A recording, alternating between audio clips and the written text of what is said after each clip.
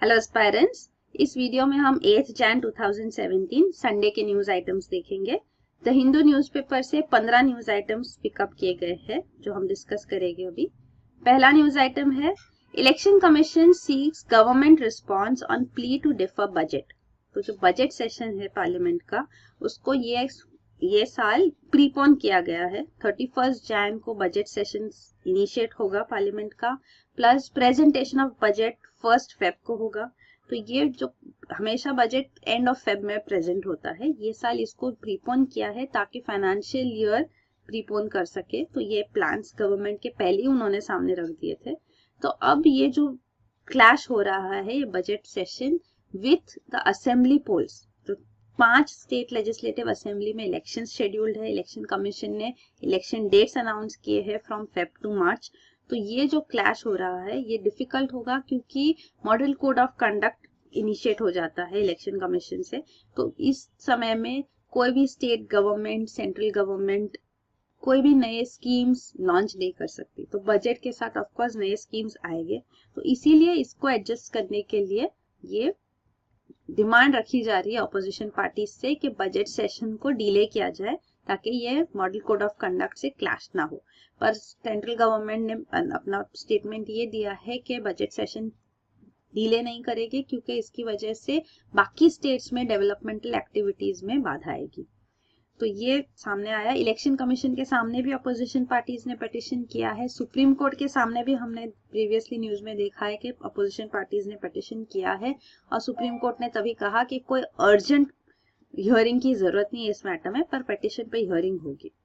तो ये अभी इलेक्शन कमीशन के सामने जो पिटीशन आया है, तो उन्होंने सेंट्रल गवर्नमेंट को नोटिस दिया है कि वो अपना रिस्पॉन्स दे इस पे।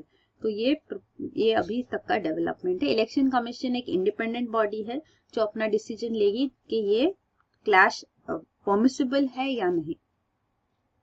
अगला न्यूज आइटम है turf tussle sets lieutenant general against CM in Puducherry. तो पुडुचेरी और दिल्ली दो यूनियन टेरिटरीज हैं जिनकी खुद की सेपरेट स्टेट लेजिस्लेटिव असेंबलीज है। तो ये स्टेट्स नहीं है पर लेजिस्लेटिव असेंबलीज है। तो यूनियन टेरिटरीज और स्टेट्स में मेजर डिफरेंस ये होता है कि union territories are directly administered by the centre. तो सेंटर का डायरेक्ट कंट्रोल होता है इस पे। हर स्टेट में भी एक गवर्नर होता है जो सेंट्रल गवर्नमेंट अपॉइंट करती है और कभी भी उनको निकाल सकती है। तो एक गवर्नर एक रिप्रेजेंटेटिव होता है सेंटर का स्टेट्स में। पर स्टेट गवर्नमेंट्स अपने फंक्शनिंग में इंडिपेंडेंट रहती है। पर यूनियन टेरिटरीज में ऐसा नहीं है। यूनियन टेरिटरीज के सारे फंक्शंस सेंट्रल गवर्नमेंट के थ्रू ही होते हैं। They are directly administered by the centre. पर दो यूनियन टेरिटरीज, इंडिया की 7 यूनियन टेरिटरीज में से 2, दिल्ली और पुडुचेरी ऐसी है जिनकी सेपरेट लेजिस्लेटिव असेंबली भी है। मतलब वहां पे डायरेक्ट इलेक्शंस होते हैं, पीपल अपने रिप्रेजेंटेटिव्स इलेक्ट करते हैं, पूरी लेजिस्लेटिव असेंबली बनती है और उसमें से एग्जीक्यूटिव भी बनते हैं, चीफ मिनिस्टर्स भी होते हैं। तो जब यहाँ पे पूरा लेजिस्लेटिव एग्जीक्यूटिव सेटअप है, तो ये जो डायरेक्टली इलेक्टेड गवर्नमेंट आती है यूनियन टेरिटरी से और सेंट्रल गवर्नमेंट के जो पावर्स है वो कैसे डिवाइड हो गए। Is this union territory as good as a state? And if it is not, then this union territory का जो गवर्नमेंट है, इलेक्टेड गवर्नमेंट है, उसका क्या सिग्निफिकेंस है। तो इस पे क्वेश्चंस हमने देखा था दिल्ली यूनियन टेरिटरी के लिए उठे थे क्योंकि दिल्ली जो लेफ्टिनेंट गवर्नर थे नजीब जंग, जो अब रिजाइन कर चुके हैं, तो उनके और आप पॉलिटिकल पार्टी के जो सीएम है दिल्ली के अरविंद केजरीवाल, उनके बीच काफी क्लैशेस हुए थे काफी सारे इश्यूज की वजह से। तो it became difficult to administer, इतना क्लैशेस हुए थे। पर यहाँ पे ये दूसरी यूनियन टेरिटरी नाउ पुडुचेरी, यहाँ पे भी क्लैशेस सामने आ रहे हैं। तो पुडुचेरी की लेफ्टिनेंट गवर्नर जो है वो farmer IPS officer Kiran Bedi है।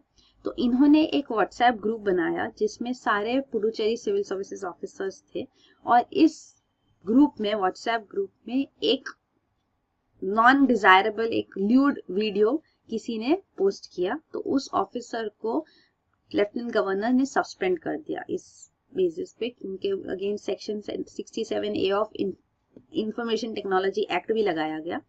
तो ये सस्पेंशन जो है इस पे क्वेश्चन मार्क्स उठे हैं। पुडुचेरी गवर्नमेंट ने एक सर्कुलर निकाला जिसमें उन्होंने कहा कि कोई भी official social media official transactions के लिए ना यूज करे क्योंकि ये एडमिनिस्ट्रेटिव हायरार्की को बाईपास कर रहे हैं। इमीडिएट सुपीरियर्स को पोस्ट करना चाहिए ना कि हाईएस्ट अथॉरिटी के सामने सब इंफॉर्मेशन डायरेक्टली जानी चाहिए। तो वो रीजन देके उन्होंने ऑफिशियल चैनल यूज किया जाए, वो रीजन देके उन्होंने सोशल मीडिया बैन करवाया। पर टारगेट यही था जो अभी इंसिडेंट हुआ था उस वजह से। तो ये 2 जैन का सर्कुलर आया और ये सर्कुलर लेफ्टिनेंट गवर्नर ने कैंसिल करवा दिया। कहा कि ये direct guidelines rules regulations follow करके सर्कुलर नहीं आया है, तो इसको खारिज किया जाता है। तो ये टसल जो है वो बढ़ती गई है। और इलेक्शन कमीशन ऑफ इंडिया उन्होंने इस इनिशिएटिव भी लिया, क्योंकि जो ऑफिसर को सस्पेंड किया गया था वो इलेक्टोरल रजिस्ट्रेशन ऑफिसर थे, तो वो इलेक्शन कमीशन ऑफ इंडिया के अंदर आते हैं। और उन्होंने कहा कि लेफ्टिनेंट गवर्नर इनको कैसे सस्पेंड कर सकती है हमको कॉन्फिडेंस में लिए बिना। तो उन्होंने ये सस्पेंशन को भी स्टे करवा दिया इलेक्शन कमीशन ने। तो ये सारा कॉम्प्लिकेटेड सिनारियो हुआ है फिलहाल पुडुचेरी में। पुडुचेरी रूलिंग पार्टी कांग्रेस है और of course central government BJP है, तो lieutenant governor will be a representative of the BJP ruling party. ये है पुडुचेरी, इनके 4 पार्ट्स है। पुडुचेरी इज हियर, चेन्नई यहाँ ऊपर है, ये Karaikal part of Puducherry union territory, Yanam ये आंध्र प्रदेश से सराउंडेड है, माहे केरला से सराउंडेड है। ये 4 कॉन्स्टिट्यूएंट्स मिलके पुडुचेरी यूनियन टेरिटरी बनती है। तो ये 4 कॉन्स्टिट्यूएंट सेपरेटली क्यों अलग यूनियन टेरिटरी है, ना कि इनको इंटीग्रेट किया गया केरला, तमिलनाडु, आंध्र प्रदेश रिस्पेक्टिवली में। तो रीजन ये है कि ये पुडुचेरी जो ये रीजन्स है ये ब्रिटिश एडमिनिस्ट्रेशन के अंदर नहीं थे। Britishers were not the colonial rulers here.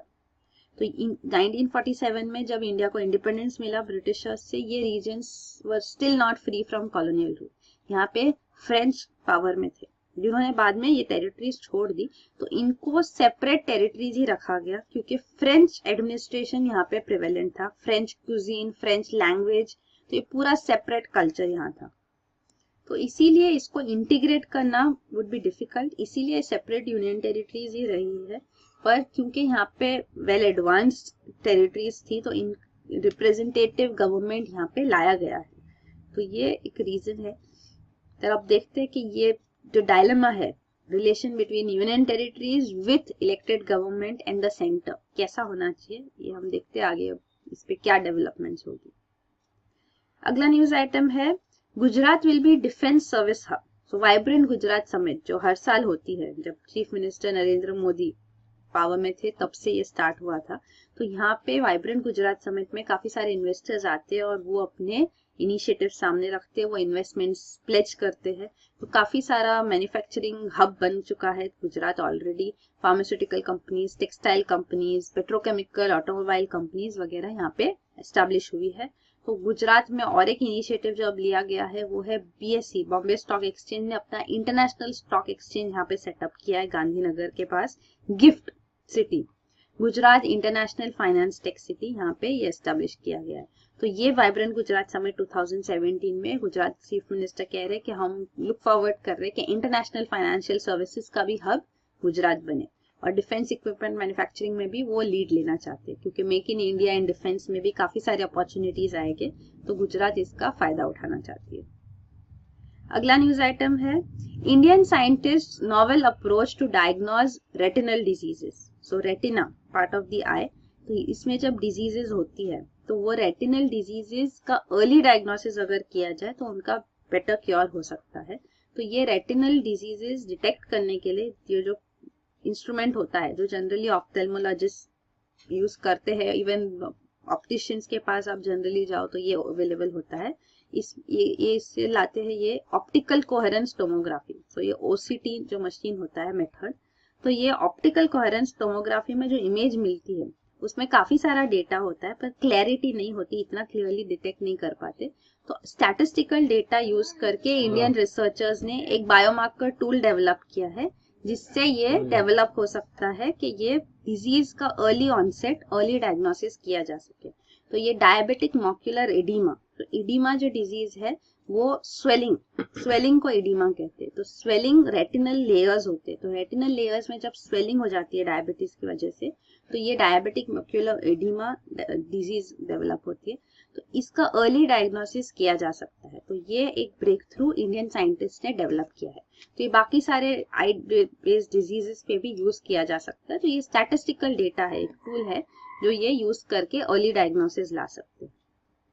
तो ये न्यूज है, ये डायबिटिक मैक्यूलर एडिमा के बारे में। तो रेटिनल थिकनिंग हो जाता है जिससे विजन अफेक्ट होती है।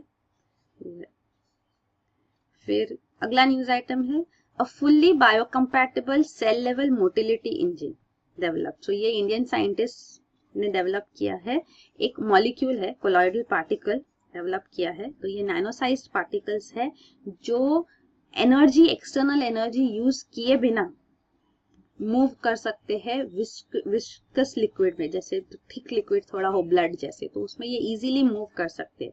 तो इसका बेसिस ये है कि वो एटीपी, जो एडेनोसाइन ट्राइफॉस्फेट एटीपी मॉलिक्यूल्स, जो यूनिट ऑफ एनर्जी है, तो एनर्जी मॉलिक्यूल्स जो होते हैं वो यूज करके, एक्टिव पार्टिकल्स भी इस कोलॉइडल पार्टिकल के पार्ट होते हैं, तो ये बायोकेमिकल एनर्जी जो एटीपी में स्टोर्ड है उसको कन्वर्ट कर सकती है मैकेनिकल एनर्जी में, और वो मैकेनिकल एनर्जी यूज करके ये कोलॉइडल पार्टिकल्स मूव कर सकते हैं लिक्विड में।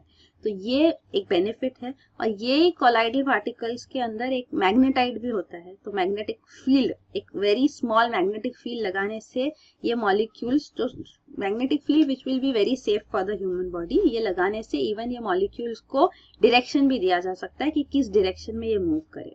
तो ये एक बेनिफिट है इस पूरे प्रोसीजर का। तो ये डेवलप किया गया इंडियन साइंटिस्ट ने।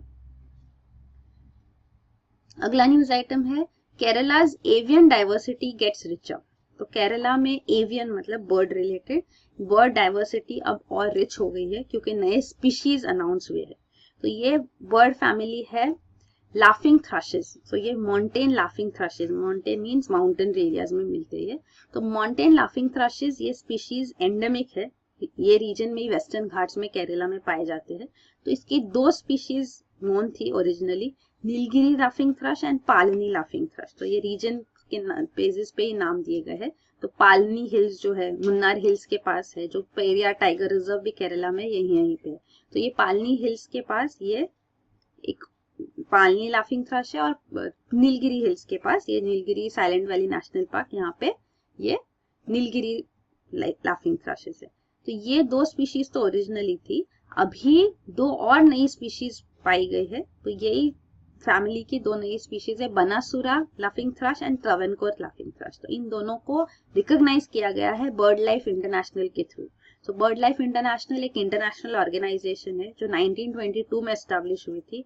Is the largest consortium of conservation environmental organisations, और ये ऑर्गेनाइजेशन ऑफिशियली डेजिग्नेटेड है IUCN के through, international union for conservation of nature, जो स्पीशीज का कंजर्वेशन स्टेटस डिटरमिन करती है। तो बर्ड्स का कंजर्वेशन स्टेटस डिटरमिन करने की full authority bird life international को है। तो इन्होंने ये दो नए स्पीशीज अब रिकॉग्नाइज किए हैं। तो ये वेस्टर्न घाट्स की डाइवर्सिटी को भी रिप्रेजेंट करते हुए, और एक केरला में ये नई स्पीशीज डिस्कवर हुई है। तो ये जो नए स्पीशीज डिस्कवर हुई है उसका रीजन ये है कि ये बहुत छोटे बर्ड्स होते हैं। तो ये बर्ड्स आइलैंड्स, ये जो वेस्टर्न घाट से उसकी पीक्स पे पाए जाते हैं, और ये पीक्स पे ज्यादा दूर उड़ नहीं सकते। तो ये स्काई आइलैंड्स जैसे उनके रीजन्स बन जाते हैं कि सिर्फ पीक्स पे ही रहते हैं। तो it's like island in the sky, the peak is the island in the sky. तो यहीं पे ये पाए जाते हैं। तो क्योंकि अलग अलग पीक्स, अलग अलग रीजन्स में ये अलग अलग ब्रीड हुए हैं, तो उसकी वजह से ये डाइवर्सिटी आ गई है उनमें, और सेपरेट स्पीशीज डेवलप हो चुकी है। तो ये एवोल्यूशन है बर्ड्स का, कि सेपरेट स्पीशीज अब पूरी तरह इवॉल्व हो चुकी है। तो ये यहाँ पे न्यूज है, ये लाफिंग थ्रश।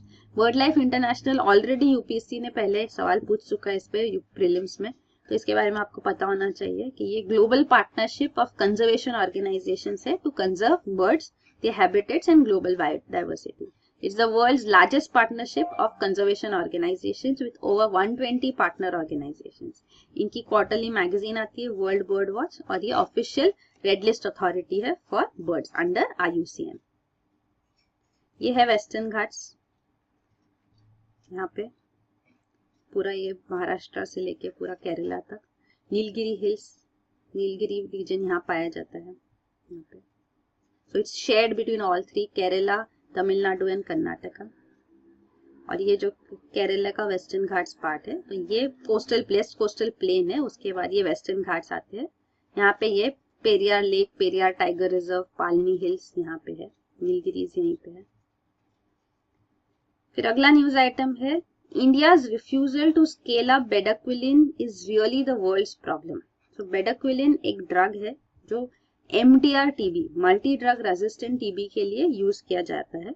तो XDR TB भी डेवलप हो चुका है, means extremely drug resistant TB। तो TB ट्यूबरकुलोसिस एक डिजीज है जिसका ह्यूज बर्डन डेवलपिंग कंट्रीज में है, और ये बैक्टीरियल डिजीज है, माइकोबैक्टीरियम ट्यूबरकुलोसिस। इसकी वजह से ये डिजीज होती है, स्प्रेड्स थ्रू द एयर। तो जब ये लंग्स में ब्रीद इन होती है तो यहाँ पे ये इन्फेक्शन डेवलप होता है और ट्यूबरकुलोसिस डेवलप होती है डिजीज। तो ये डिजीज को फाइट करने के लिए जो एंटीबायोटिक्स दिए जाते हैं, तो वो एंटीबायोटिक ड्रग्स के अगेंस्ट रेजिस्टेंस डेवलप हो जाता है। तो ये जो 2 फर्स्ट लाइन ड्रग्स है TB डिजीज को ट्रीट करने के लिए, रिफैम्पिसिन एंड आइसोनिजाइड, तो ये 2 ड्रग्स कि ये ड्रग रेजिस्टेंट डेवलप हो चुका है, मींस न्यू बैक्टीरियल स्ट्रेन्स आ गई है जिनके अगेंस्ट ये ड्रग्स नहीं काम करते।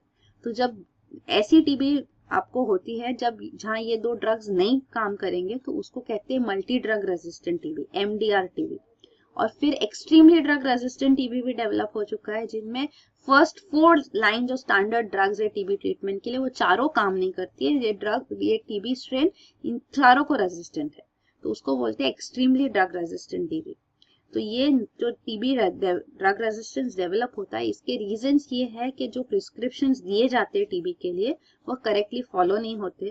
तो इसीलिए इंडियन गवर्नमेंट ने भी ये इनिशिएटिव लिया, वो WHO इनिशिएटिव है, वर्ल्ड हेल्थ ऑर्गेनाइजेशन डायरेक्टेड ही इनिशिएटिव है, जो इंडिया में भी फॉलो होता है। DOTS, directly observe treatment short course, मतलब जो भी ड्रग प्रिस्क्रिप्शन देना है, पिल्स देना है, वो डायरेक्टली ऑब्जर्व हो कि पेशेंट सही टाइम पे सही पिल्स लेते हैं राइट क्वांटिटी में, तो वो सारा इस पे रेगुलेट होता है। तो ये directly observe treatment short course TB के लिए है।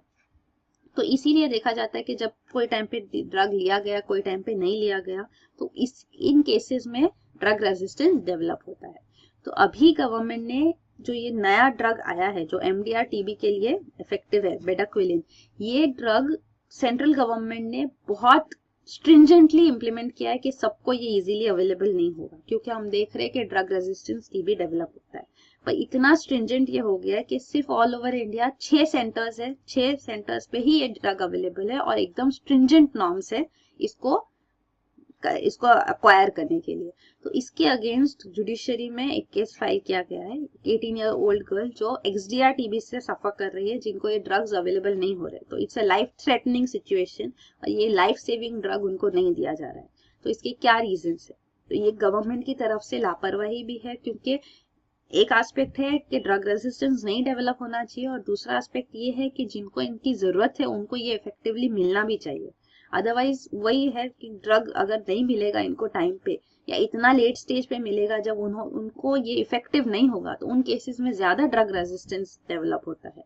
तो ये सारे पॉइंट साथ में रखते हुए यहाँ पे ये पॉइंट आर्टिकल में रखी जा रही है कि ड्रग इजीली अवेलेबल होना चाहिए एटलीस्ट टू सम एक्सटेंट, क्योंकि ड्रग रेजिस्टेंस तो एनीवेयर डेवलप होगा, पर जो लाइफ सेविंग अपॉर्चुनिटी है उसको मिस नहीं करना चाहिए।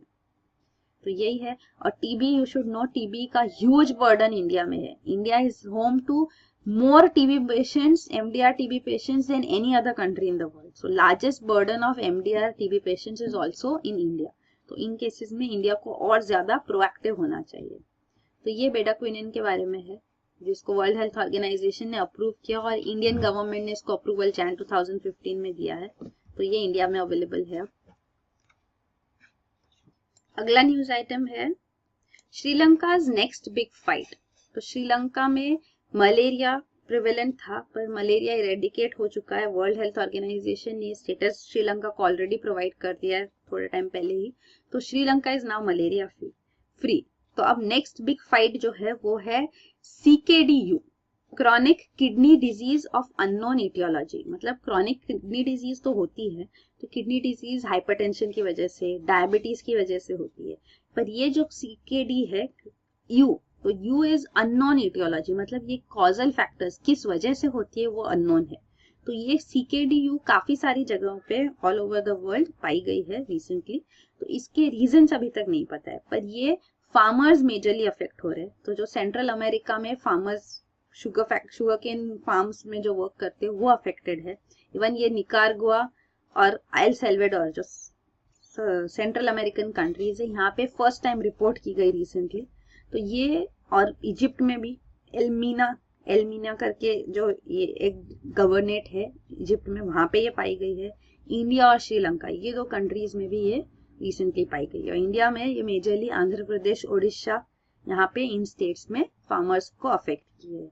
तो इस डिजीज के अगेंस्ट फाइट करना अभी नेक्स्ट इनिशिएटिव श्रीलंकन गवर्नमेंट भी लेगी, क्योंकि ये एक मिस्टीरियस डिजीज है, प्लस इसके जो सिम्टम्स है वो इतने हिडन है कि वो इनिशियली सामने नहीं आते। कि ये डिजीज के सिम्टम्स क्लियरली अगर रिकॉग्नाइज हो और अर्ली स्टेज पे अगर इसका इलाज हो तो ये डिजीज फेटल नहीं होगी, वरना ये काफी सारे लोग इससे मर भी चुके हैं। तो इसके अगेंस्ट फाइट करना अभी श्रीलंका ने उस पर इनिशिएटिव लिया है। जैसे मलेरिया में उन्होंने सक्सेस पाई है, वही लाइंस पे वो चाहते हैं कि सीकेडीयू को भी ये टैकल करे। फिर अगला न्यूज आइटम है हेल्थ केयर डेटा इज एलिंग। तो इंडिया में जो हेल्थ केयर डेटा है वो काफी डिफरेंट सोर्सेज से जनरेट होता है, जैसे नेशनल फैमिली हेल्थ सर्वे भी है, हेल्थ इंफॉर्मेशन सिस्टम HIS जो है national rural health mission NRHM के अंडर, उसमें भी हेल्थ केयर डेटा आता है। तो सारे हेल्थ केयर डेटा क्वालिटी एक कंसर्न है, पीरियोडिसिटी के राइट पीरियोडिकल इंटरवल्स पे आए, क्योंकि national family health survey last हुआ था, उसके बाद अब around 12 years later, 9 years later अब फिर से हो रहा है। तो इतने ह्यूज गैप के बाद अगर सर्वे फिर से होगा तो उसमें फिर लैक्यूने आ जाता है, क्योंकि अगर कोई इनिशिएटिव्स लिए गए हैं बेस्ड ऑन दिस डेटा और उसके बाद न्यू डेटा नहीं आ रहा है, तो कैसे पॉलिसी प्रोग्रेस कर रही है, क्या पॉलिसी में कोई चेंजेस होने की जरूरत है, वो सब का एनालिसिस नहीं हो पाएगा, उस पर डिसीजन नहीं लिया जा पाएगा, मिड कोर्स करेक्शन नहीं हो पाएगा। तो इसीलिए इट्स इम्पोर्टेंट कि पीरियोडिसिटी भी हो डेटा में, और कवरेज जो भी है, तो कवरेज भी सब स्टेट लेवल पे, डिस्ट्रिक्ट लेवल पे अगर कवरेज नहीं होगा तो स्पेसिफिक टारगेटेड इंटरवेंशंस इनिशिएटिव्स लेना भी डिफिकल्ट हो जाता है। तो ये सारे पॉइंट्स जो डिस्क्रिपेंसीज है हेल्थ रिलेटेड डेटा में वो यहाँ पे हाईलाइट की गई है। तो डेटा क्वालिटी भी इंपॉर्टेंट है, एक इंडिपेंडेंट क्वालिटी कंट्रोल बॉडी हो जो डेटा क्वालिटी को भी सही से चेक करे, और इवन जो डेटा, काफी सारा डेटा इनकम्प्लीट रह जाता है सर्वेज वो वगैरह, तो कंप्लीट हो गए तो वो इफेक्टिवली यूज किया जा पाएगा। तो ये सारे पॉइंट्स है। अगला न्यूज आइटम है India Portugal sign defence agreement. So India Portugal के जो प्राइम मिनिस्टर है, Portuguese prime minister Antonio Costa, वो इंडिया में विजिट पे है। उन्होंने अभी प्रवासी भारतीय दिवस सेलिब्रेशंस भी चल रहे हैं, तो उन्होंने कहा कि उनके भी इंडियन ओरिजिन्स है, वो गोवा में उनका बचपन बीता है। तो यहाँ पे वो बता रहे हैं कि I am the first Indian origin person to be elected prime minister और head of the government in European country. तो वो यूरोपियन कंट्री के हेड है। तो ये उन्होंने बताया है कि यूरोपियन कंट्रीज में भी इंडियन ओरिजिन्स लीड कर रहे हैं। तो काफी सारे इनिशिएटिव्स लिए गए, अग्रीमेंट साइन किए गए। एक important agreement, defence agreement sign किया गया। तो जॉइंट प्रोडक्शन और डेवलपमेंट करे थोड़े निश वेपन सिस्टम्स का। तो निश मतलब जो स्पेसिफिक एरिया जहाँ पे यूजेज है, उन एरियाज में जो वेपन्स जरूरत है, जो स्पेसिफिक रिक्वायरमेंट है, उसके ऊपर दोनों कंट्रीज टुगेदर वर्क करे, ऐसा करे, एक ऐसा डिफेंस एग्रीमेंट साइन किया गया है। तो ये पोर्चुगीज कंप्लीट सपोर्ट करती है इंडिया को। इवन जो MTCR रेजिम है, टेक्नोलॉजी रेजिम्स है, तो मिसाइल टेक्नोलॉजी कंट्रोल रेजिम, जिसके इंडिया ने रिसेंटली मेंबरशिप अक्वायर की है, तो उसमें भी पोर्चुगीज का फुल सपोर्ट है। फिर अगला न्यूज आइटम है India can emerge a super power, Suriname. तो सुरिनामे ये साउथ अमेरिकन कंट्री है। तो ये फ्रेंच गुयाना, सुरिनामे जो यहाँ कंट्रीज है, यहाँ पे इंडेंचर्ड लेबरर्स लिए जा गए थे इंडिया से भी, ब्रिटिश कॉलोनियल पावर्स ने यहाँ लेके गए थे, क्योंकि यहाँ पे शुगर केन फार्म्स में वर्क करने के लिए लेबरर्स की जरूरत थी।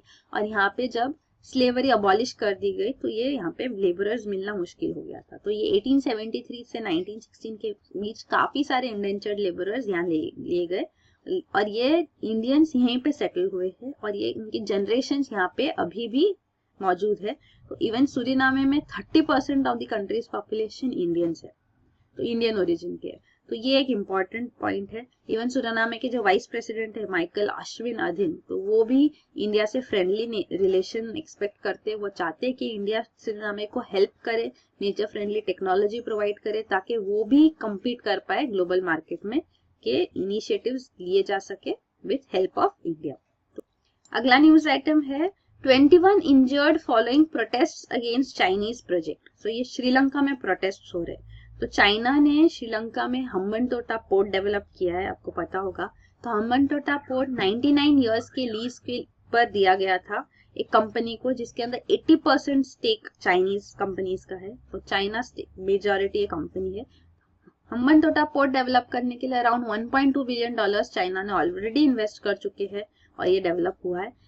इसके अलावा जो एडजॉइनिंग रीजन है वहां पे एक इंडस्ट्रियल जोन भी डेवलप किया जा रहा है। तो ये इंडस्ट्रियल जोन में जो लैंड एक्वायर हो रहा है, तो ये प्राइवेट लैंड एक्विजिशन के अगेंस्ट विलेजर्स प्रोटेस्ट कर रहे हैं और इस प्रोटेस्ट में काफी सारे इंजर भी हो चुके हैं। तो ये जो प्रोटेस्ट है, ये इंडस्ट्रियल जोन एक्चुअली यहाँ पे भी चाइनीज एम्बेसडर ने कहा है कि हम काफी इन्वेस्टमेंट करेंगे, $5 बिलियन तक का इन्वेस्टमेंट होगा 5 साल तक में, और इस वजह से लैक्स ऑफ जॉब्स भी जनरेट होंगे जो ये लोकल्स को अवेलेबल होगी। तो ये सारे पॉइंट्स भी रखे गए हैं। और फिलहाल ये जो था वो ओपनिंग सेरेमनी था ये इंडस्ट्रियल जोन का, जो प्राइम मिनिस्टर ऑफ श्रीलंका और रणनील विक्रमसिंघे और चाइनीज एम्बेसडर यहाँ कर रहे थे और इस सेरेमनी के अगेंस्ट ये प्रोटेस्ट चल रहे थे। तो ये न्यूज में है। तो हम्बनटोटा पोर्ट आप देख सकते हैं यहाँ है श्रीलंका में, और ये जो बाकी सारे पोर्ट्स जो चाइना डेवलप कर रही है ऑल ओवर, तो इसको स्ट्रिंग ऑफ पर्ल्स थ्योरी भी कहते हैं कि चाइना अपना पॉलिटिकल इन्फ्लुएंस, मिलिट्री प्रेजेंस ला रही है Indian Ocean and South China Sea यहाँ पे, ताकि वो इंडिया को भी सराउंड कर सके और ये सारे कंट्रीज के पास रह के यहाँ पे इनका इनिशिएटिव हो, इनका प्रेजेंस हो यहाँ पे। तो ये ग्वादर पोर्ट है पाकिस्तान में, ये हम्बनटोटा पोर्ट श्रीलंका में, ढाका पोर्ट बांग्लादेश में, चित्तगांग पोर्ट म्यांमार में। तो ये सारे पोर्ट्स जो ये यहाँ पे इनिशिएटिव्स लिए जा रहे हैं, साउथ चाइना सी में चाइना का जो प्रेजेंस है, तो इसको स्ट्रिंग ऑफ पर्ल्स थ्योरी कहते हैं। फिर अगला न्यूज आइटम है ATM credit cards will become irrelevant by 2020। तो ये जो नीति आयोग के CEO है अमिताभ कांत, उन्होंने कहा है कि ये जो टेक्नोलॉजीज है, ATM मशीन्स है, क्रेडिट डेबिट कार्ड्स है, जो POS है, पॉइंट ऑफ सेल मशीन्स, जो अभी काफी प्रोमिनेंट हो रहे हैं, ये सारे at one point of time irrelevant हो जाएंगे, क्योंकि जो नई टेक्नोलॉजी होगी उसमें सिर्फ आपका थंब इम्प्रेशन और मोबाइल फोन जो आधार एनेबल्ड सर्विस है, उसमें सिर्फ इससे ही सारे ट्रांजैक्शन, डिजिटल ट्रांजैक्शन हो सकते हैं। तो ये डिजिटल टेक्नोलॉजी जो है ये ह्यूज डिसरप्टिव टेक्नोलॉजी है। तो यहाँ पे फाइनेंशियल टेक्नोलॉजी और सोशल इनोवेशन दोनों में ह्यूज डिसरप्शन हो रहा है। डिसरप्शन का मतलब है खराब कर देना, तो डिसरप्ट कर देना। तो क्योंकि ये डिसरप्शन इन द सेंस कि जब नई टेक्नोलॉजीज आती है तो जो ऑलरेडी एस्टैब्लिश टेक्नोलॉजीज है उनको हट जाना पड़ता है, तो इसको बोलते हैं डिसरप्शन। तो वो इन्होंने ये स्टेटमेंट दिया है कि India is in the midst of huge disruption in the world of both financial technology and in terms of social innovation. तो ये स्टेटमेंट पे भी एक क्वेश्चन आ सकता है मेंस में, हम बोल नहीं सकते, ये नीति आयोग CEO का स्टेटमेंट है। फिर अगला न्यूज आइटम है China setting up highest altitude telescope close to LAC। So LAC line of actual control है, तो जो LOC line of control है उसके अदर साइड वेस्टर्न पार्ट जो है पाकिस्तान का, वो POK है, पाकिस्तान ऑक्यूपाइड कश्मीर है, और जो LAC अदर साइड पे है, जो ईस्टर्न साइड पे, ये बॉर्डर जो है उसके आगे का पार्ट जम्मू एंड कश्मीर का, उसके बियॉन्ड का हिस्सा जो अस्काई चिन्ह है वो चाइना ने कंट्रोल किया है। तो ये जो gravitational wave telescope China establish कर रही है वो LAC के काफी क्लोज है, ये तिब्बत में है और ये एक हाई ऑल्टीट्यूड पे, तो it's actually the highest, world highest altitude gravitational wave telescope है। तो ग्रेविटेशनल वेव्स क्या होते हैं? ग्रेविटेशनल वेव्स जनरेट होते हैं जब सेलेस्टियल बॉडीज में कुछ ऐसी एक्टिविटीज होती है जैसे ब्लैक होल्स क्लैश हो रहे हैं, मर्ज हो रहे हैं वगैरह, तो ये ग्रेविटेशनल वेव्स इरप्ट होते हैं। और ग्रेविटेशनल वेव्स के बारे में पहली बार एल्बर्ट आइंस्टाइन ने पॉइंट आउट किया था in his theory of relativity. तो ये 100 साल पुरानी बात है जो उन्होंने क्लेम किया था, जिसको प्रूव किया गया। तो जो LIGO laser interferometer gravitational wave observatory establish किया गया है अमेरिका ने, तो इसमें ये डिटेक्ट हुआ कि ग्रेविटेशनल वेव्स एक्चुअली एग्जिस्ट करते हैं। तो ये प्रूफ भी आ चुका है। तो LIGO जो ऑब्जर्वेटरीज है ये अमेरिका में 2 सेंटर्स पे ये एस्टेब्लिश्ड है। LIGO का थर्ड बेस भी वो थर्ड ऑब्जर्वेटरी बनाना चाहते हैं, तो उसको इंडिगो नाम दिया गया है क्योंकि वो इंडिया में एस्टेब्लिश होगा। तो इंडिया को भी अपॉर्चुनिटी मिल रही है to be part of this project. Plus ये जो ग्रेविटेशनल वेव टेलीस्कोप है ये चाइना एस्टेब्लिश कर रही है। तो ये इसका फर्स्ट टेलीस्कोप जो है गारी नंबर 1, तो ये 2021 तक ऑपरेशनल होगा। तो ये इसका बेनिफिट है। और ये तिब्बत रीजन में यहाँ पे है, तो हाई ऑल्टीट्यूड, क्लियर स्काईज और minimal human activity actually makes it the best spot के ग्रेविटेशनल टेलीस्कोप यहाँ पे लॉन्च एस्टेब्लिश किया जा सके, ताकि कॉस्मिक लाइट जो है इजीली यहाँ पे डिटेक्ट हो पाएगी। इवन माइन्यूट ट्विस्ट भी, कुछ भी हो, चेंजेस भी हो, वो भी डिटेक्ट हो पाएंगे। तो ये न्यूज है। इवन पहले वर्ल्ड्स लार्जेस्ट रेडियो टेलीस्कोप, ये ग्रेविटेशनल वेव टेलीस्कोप है। दूसरा है रेडियो टेलीस्कोप भी चाइना ने अपना एस्टेब्लिश किया था ये रिसेंटली माउंटेनस रीजन्स में चाइना के। तो ये रेडियो टेलीस्कोप है। It's as large as 30 football pitches. तो ये भी एस्टेब्लिश किया है रेडियो टेलीस्कोप भी चाइना ने, और अब ग्रेविटेशनल वेव टेलीस्कोप भी एस्टेब्लिश कर रहे हैं। तो ये जो LIGO भी है वो ऐसे फंक्शन करता है कि ग्रेविटेशनल वेव अगर पास हो रहा है तो इसमें जो ये लाइट वेव्स डिटेक्ट होंगे उसमें डिस्टेंस में डिफरेंसेस होगा। तो यहाँ पे एक लाइट सोर्स होगा, प्रिज्म से ये बीम स्प्लिट हो जाएगी, लेजर बीम है यहाँ पे, ये स्प्लिट होके ये दोनों मिरर्स है यहाँ पे, तो ये मिरर्स से रिफ्लेक्ट होके वापस आएगी और लाइट डिटेक्टर इनको डिटेक्ट करेंगे। तो ये जो पासेज का टाइम है दोनों वेव्स का अगर सेम है तो ठीक है, अगर डिफरेंसेस आते हैं मतलब एक ग्रेविटेशनल वेव उस टाइम पे पास हुआ है, तो ये इजीली ग्रेविटेशनल वेव्स डिटेक्ट कर सकते हैं क्योंकि उससे ये लाइट डिस्टेंस ट्रैवल होना अफेक्ट होता है। तो ये इंडिगो के बारे में भी है, जो इंडिया LIGO प्रोजेक्ट इनिशिएट हो रहा है। तो इवन रिसेंटली 2016 में ही इंडियन कैबिनेट ने भी इसको अप्रूव किया है इंडिगो प्रोजेक्ट को। तो इससे इंडिया को भी बेनिफिट्स होगा, ये टेक्नोलॉजी में पार्ट बनने का मौका मिलेगा। प्लस ऑल्सो जो उसका प्रिसीजन सिस्टम है वो वगैरह भी हम प्रिसीजन इंडस्ट्रीज में भी यूज कर पाएंगे। तो ये है, इनिशियली इसको ऑस्ट्रेलिया में लोकेट करने वाले थे पर अब ये इंडिया में आया है। तो इंडिया में भी मेजरली एक्सपेक्टेड है कि डेक्कन रीजन में ही इसको LIGO ऑब्जर्वेटरी एस्टेब्लिश की जाएगी। तो ये यूएस में ऑलरेडी 2 LIGO ऑब्जर्वेटरीज है, तो best place for the third observatory is somewhere far away geographically. तो इंडिया बेस्ट प्लेस है उस पर्सपेक्टिव से भी। फिर लास्ट न्यूज आइटम है, NASA set site on asteroid exploration. So NASA के जो नए प्रोजेक्ट्स उन्होंने अनाउंस किए हैं वो है साइक और लूसी। तो साइक जो प्रोजेक्ट है वो एक डेड प्लैनेट है, जो फेल्ड प्लैनेट है, not even dead, failed planet, जो प्लैनेट नहीं बन पाया सोलर सिस्टम में, उसके कोर के पास जाके उसको स्टडी करेंगे। तो ये साइक प्रोजेक्ट जो है सैटेलाइट वो लॉन्च होगी। और दूसरा मिशन जो है वो है लूसी। तो लूसी जो प्रोजेक्ट है ये लॉन्च होगा to reach asteroids of Jupiter. तो ये जो जुपिटर के एस्टेरॉइड्स है उनको एक्सप्लोर करेंगे, 6 जुपिटर एस्टेरॉइड्स को। तो ये जो प्रोजेक्ट्स नासा ने अभी अनाउंस किए ये discovery program for planet exploration के पार्ट है। तो सोलर सिस्टम को बेटर अंडरस्टैंड करने के लिए, डिस्कवरी करने के लिए ये प्रोजेक्ट्स है। जो दूसरे प्रोजेक्ट्स जिनके इनिशिएटिव्स कट हो गए वो थे वीनस के 2 मिशंस भी थे। तो वीनस जो इंडिया का जो अर्थ का नेबरिंग प्लैनेट है, तो ये वीनस पे लास्ट नासा मिशन गया था मैगेलन इन 1989। तो उसके बाद जो ये 2 प्रपोज मिशंस अभी थे भी उनको नई इनिशिएटिव दिया गया, बल्कि साइक और लूसी को प्रमोट किया गया। तो ये सब लॉन्च होने को काफी टाइम लगेगा। It will be launched in, जैसे साइक है it will be launched in 2023 और फिर वो अपने टारगेट पे पहुंचेंगे 2030 में। तो अभी सिर्फ अनाउंस हुआ है। लूसी भी है वो 2021 में लॉन्च होगा और टारगेट पे पहुंचेंगे 2027 में। तो ये 2 है, Psyche core of a failed planet and Lucy the asteroids in of Jupiter. तो ये 2 प्लान्स है। तो यही आज के न्यूज आइटम्स। Thank you.